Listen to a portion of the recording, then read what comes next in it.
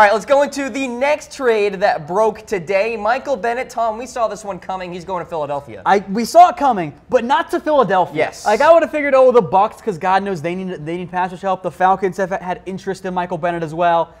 Ends up being the Philadelphia Eagles because I love what their front office has done. Now, Michael Bennett is, probably on the decline a bit as a player, is not maybe peak Michael Bennett anymore. The cap hit isn't really all that bad, though, in the end for Bennett. It's only going to be $5.65 this year in terms of the contract. That's a good sign for Michael Bennett. The Eagles are so aggressive, and I absolutely love it. I know that teams value draft picks. The Eagles are always willing to be super aggressive. And let me put it this way for Philadelphia in terms of what they've done. Remember at the beginning of last year, they traded a 7th-round pick and Matt Tobin to Seattle for a 5th-round pick. Now Seattle has sent a 7th-round pick and a player to the Philadelphia Eagles for a 5th and a player in Marcus Johnson. So in the end, not quite because the picks are in different spots, the Eagles have almost traded Matt Tobin and Marcus Johnson for Michael Bennett. That's a hell of a deal. That is absolutely incredible what the Eagles have done. I love the addition of Michael Bennett. This pass rushing group, in terms of what they do against the pass, is probably better than it was last year. Derek Burnett's going to take a step forward. Vinny Curry is probably going to be cut or traded. He's not going back with the addition of Michael Bennett. We'll see if Chris Long comes back, but Bennett and Brandon Graham and Derek Barnett, is there a better trio in the NFL? I can't think of one when I'm thinking of pass rushers. No. And I know that Bennett can be a bit of a headache, and I think that's partially why you saw Seattle not get all that much for him. Teams knew that he was going to be cut potentially, so it's not a whole lot of pure value there when it comes to what they bring to the table. But this was a fantastic trade for the Philadelphia Eagles. As for Marcus Johnson, the player that the Seahawks are getting back in exchange, this is intriguing to me, and it's because of that last bullet point there. Marcus Johnson is a burner. He's a deep threat. That's what he brings to a team, even though hasn't really played all that much because the Eagles had guys like Alshon Jeffrey and Torrey Smith who filled those roles. With Paul Richardson as a free agent, I view the addition of Marcus Johnson as the possibility of, hey, we might lose Paul Richardson. Let's get some insurance here, or say, you know what, Paul's going to get more money elsewhere. Let's go ahead and trade for a guy like Marcus Johnson, get a draft pick as well, and then see if he can become that vertical threat for us when we have guys like Doug Baldwin, who we know are going to remain as our focal points on the offense. So who won the trade? Give us a heart for the Seahawks, a like for the Eagles, laughing face for neither team, or a wow face for both teams. Ended up pretty darn good. Talking about that front line for the Philadelphia Eagles, it's already elite. In 2017, it was already elite, and now they bring in Michael Bennett, and I think they're going to be very darn solid going into 2018 as well. Another potential trade, just saying, keep an eye on Nick Foles, all right? I mean, maybe the Eagles aren't done yet, Tom. Yes. We'll see what Philadelphia does. We know that they are an aggressive team, and I love to see that, but I'm giving the like in this case to the Eagles. It's not a bad move for the Seahawks, but I don't really think that because I think in general, Seattle right now is really starting to overhaul their defense, and they're not done yet. We're going to talk about Richard Sherman later on in the show, but this defense is going to change a little bit here, and I think that's the focal point for Seattle. And Cam, I am curious what you think. Is Seattle about to blow it all up? Well, there's a lot of turnover going on right now, Tom, and you talk about Seattle, new defensive coordinator and Ken Norton Jr., and the reports were that the Seahawks wanted to quiet down a little bit.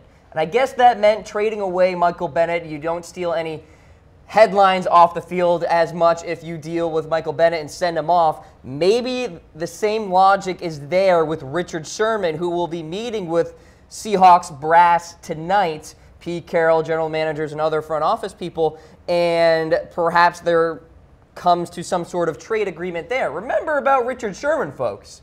He's representing himself. He does not have an agent. And so these talks that are going to go on tonight between Sherman and the Seahawks leadership could get very, very awkward. So for Seattle, you've heard some things about Earl Thomas perhaps being traded or cut or whatever. It looks like he is part of the 2018 plans for Seattle. But with a new sheriff in town and defensive coordinator Ken Norton Jr., it looks like there is a bit of a culture change out in the Pacific Northwest. I totally agree with you. And back just looking at it from a Philadelphia Eagles perspective, this is a really good team. And the Philadelphia Eagles are not going anywhere, folks. No. With what their front office has done, they've proven to be super aggressive, and I love it when teams are like that. It doesn't always work out, and then maybe Michael Bennett just isn't the same player away from Seattle, and if that happens, you give him a 5th-round pick in Marcus Johnson. Oh, no. Like, you're getting a good player while giving up a backup number 5 wide receiver loose for your team and a mid to late day 3 pick. I mean, what more do you want if you're Philadelphia? If you're an Eagles fan, this has been a heck of a last couple months for you. Super Bowl win, and now Michael Bennett as you continue to improve your roster despite having very limited cap space. As an Eagles fan, impressive. You're absolutely excited, but here is where I have my fair share of caution. John DeFilippo, the former quarterbacks coach, no longer there. He's off to Minnesota to be the offensive coordinator. Frank Reich, he's now the head coach of the Colts, Tom. That's fair. So some turnover on that offensive side, and oh, by the way, Carson Wentz is expected to come back healthy, but he is coming back from a very brutal injury. So a few moving pieces here on that side of the ball. Yeah, that defense is going to be fine. And Jim Schwartz, I think, is a very underrated defensive coordinator, especially when it comes to blitzes and blitz schemes. But on that offensive side, Tom, there is reason to have some worry. Just saying. No, and I understand. I think that's also the nature of winning Super Bowls. Yes. You lose coaches, you lose players, because the NFL is built on parity, and that relates not just to players with the salary cap, but also with coaches as well. When you have a team that does really well in the postseason, NFL teams want to hire those coaches, and that's kind of that's why it's important to, I think, remain aggressive in what Philadelphia is doing. They can be cautious and say, you know, we're just going to stick with our guys. We're not going to make a bunch of drastic moves, and in the end, you steadily get a little bit worse. And frankly, I think you've kind of seen that with Seattle. You saw them lose a lot of coaches. Dan Quinn's gone on to great success with the Falcons, and that's why it's tough to maintain long-term success in the NFL, because you lose so many pieces. The Eagles are being very proactive and saying, yeah, we're going to lose guys like Vinny Curry and maybe Chris Long. We're going to go out and get other guys like Michael Bennett, and that's what I'm a big fan of. And the Philadelphia Eagles also are willing to look past the outspoken nature, shall we say, of Michael Bennett, and rightfully so. The guy had 70 total pressures registered last season. That ranked 7th among all 4-3 defensive ends in the league, according to Pro Football Focus. And despite playing in just 11 games in 2016, his 16 tackles for a loss that season were only shy of the NFL high 17. So only 1 tackle for loss shy and only playing 11 games. So Michael Bennett is a disruptor. He is very solid on that defensive line. He's headed to Philadelphia, and he's going to make that front four quite formidable going into 2018, Tom. So it's a win for the Eagles, and it's okay, Seattle. They are very much at a crossroads, especially on their defense. What happens to guys like Richard Sherman, which we'll get to, by the way, here in just a second. But this has been a fun offseason for the Eagles, and one of quite a bit turmoil for the Seattle Seahawks.